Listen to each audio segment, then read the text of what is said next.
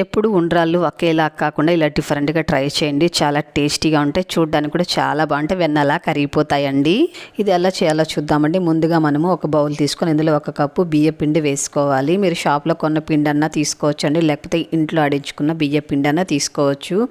తగినంత సాల్ట్ వేసుకొని 1 table spoon oil కూడా వేసుకొని మొత్తం కలిసేలాగా ఇలా కలుపుకోవాలండి. సాల్ట్ ఆయిల్ అంతా కూడా పిండికి పట్టేలాగా ఇలా కలుపుకున్న తర్వాత ఇప్పుడు మనము ఏ కప్పుతో పిండి తీసుకున్నామో ఆ కప్పుతోనే 1.5 కప్పు వాటర్ బాగా ఉడికించుకొని తీసుకోవాలండి.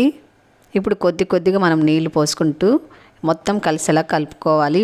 నీళ్ళు అనేది బాగా ఉడికించుకుంటేనే పిండి అనేది బాగా సాఫ్ట్గా వస్తుందండి.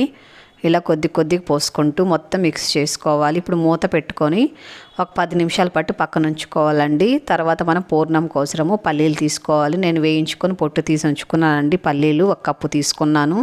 మిక్సీ జార్లోకి తీసుకున్న తర్వాత అదే కప్పుతో 1/2 కప్పు వేయించుకున్న నువ్వులు కూడా వేసుకొని దీన్ని కాస్త ఇలా పలుగ్గా మిక్సీ పట్టుకోవాలి. ఫస్ట్ ఇలా పలుగ్గా మిక్సీ పట్టుకున్న తర్వాత ఇందులో 1/2 కప్పు బెల్లం కూడా వేసుకొని బాగా మెత్తగా ఇలా పౌడర్ చేసుకోవాలి. ఇలా ఉండకొచ్చేలాగా మిక్సీ పట్టుకుంటే సరిపోతుందండి. ఇప్పుడు మనకి ఏ సైజులో కావాలో ఆ సైజులో మనము చిన్న లడ్డూలాగా ఇలా చేసి ఉంచుకోవాలి.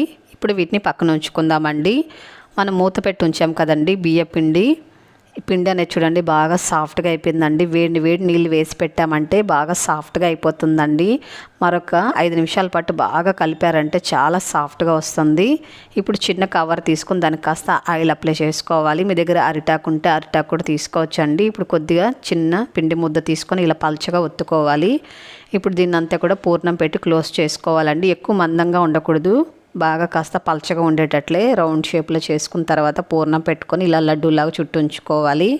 అన్నీ కూడా ఇలా చేసి ఉంచుకున్న తర్వాత 2 టేబుల్ స్పూన్లు బియ్యం నానబెట్టి ఉంచుకోవాలండి. మీరు బాస్మతి రైస్ అన్న తీసుకోవచ్చు, లేకపోతే ఇంట్లో రైస్ చేసే బియ్యం అన్న తీసుకోవచ్చండి.